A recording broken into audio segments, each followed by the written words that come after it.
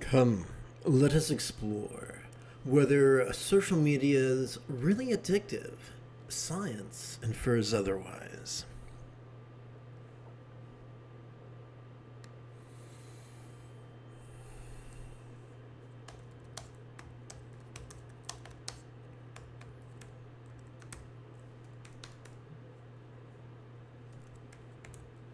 So, addiction is not a moral indictment, or an intellectual indictment, or a spiritual indictment.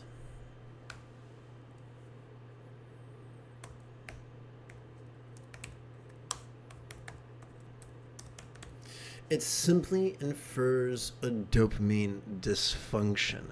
We evolved.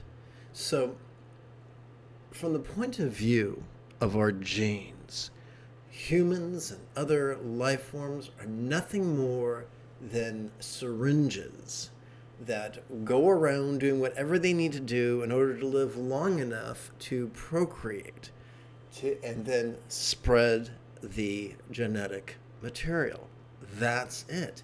And that governs a lot of the evolutionary traits that we see.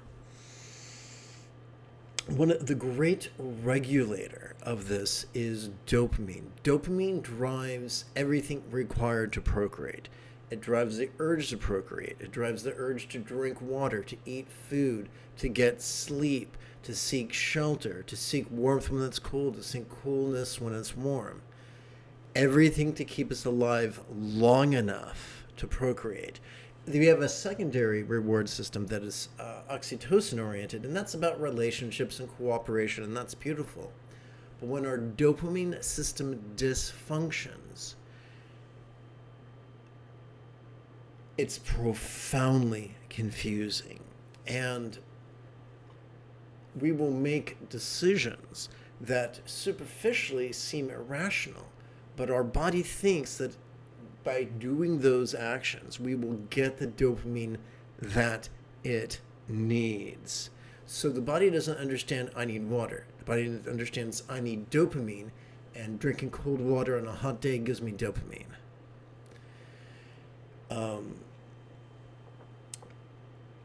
Every time someone exhibits addictive behavior, it's because there's a problem with their dopamine system, either acutely or chronically. A great example of chronic dopamine dysfunction or dysregulation would be ADHD.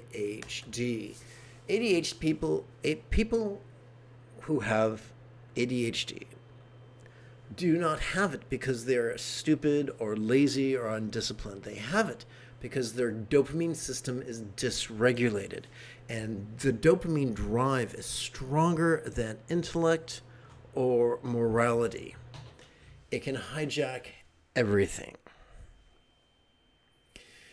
So if you notice that when your children and when your partner go to bed, you get a burst of energy, you might have ADHD.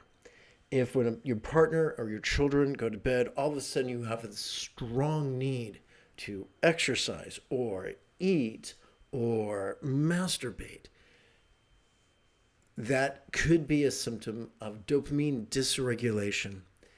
If you suspect, and there are wonderful videos on the subject of ADHD, and if you feel you may be a candidate, then find a psychologist for whom ADHD and autism are their specialties. You don't want someone who's a garden variety, jack of all trades, master of none. Someone who actually just specializes in neurodivergence. Have an expert look at your life from every possible angle. Because if you do have ADHD and you're not being treated for ADHD, then life is going to be more and more and more unmanageable. The only way to survive ADHD is to know what's going on so you can meet your body's needs in a way that allows you to survive.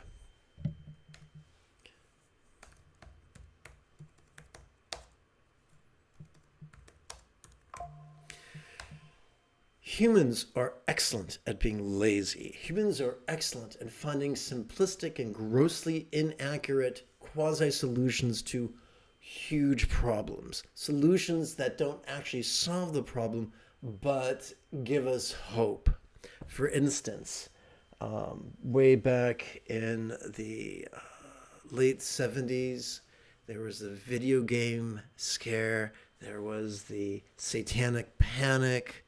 There was the heavy metal scare. People were blaming all crime everywhere on video games and heavy metal music, all the while ignoring that there are plenty of rapists and murderers who aren't into any of those things. What has that to do with scrolling on our phones?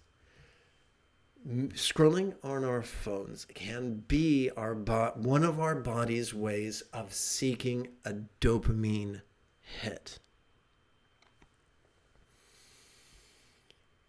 If we find ourselves excessively scrolling, typically it's not because we have an addiction and this is evil. It's because we have an unmet dopamine need. And there are many, many, many sources of dopamine that are sustainable. There's nothing wrong with this.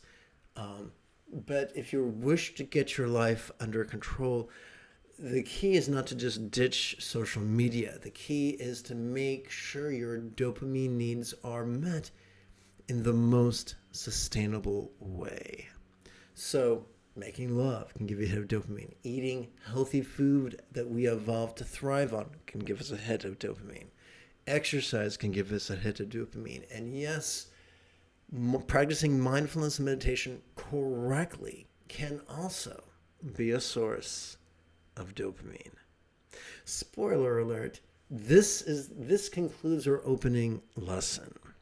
And we're now going to transition to this morning's group meditation.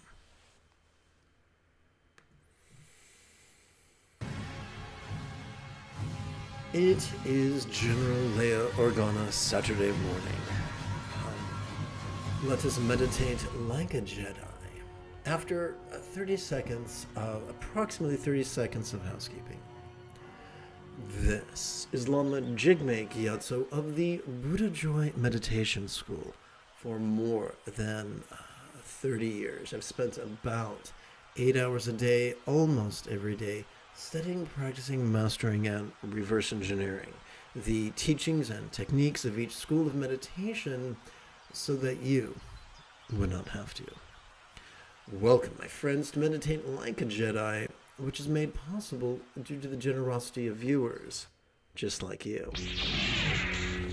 We turn now to the latest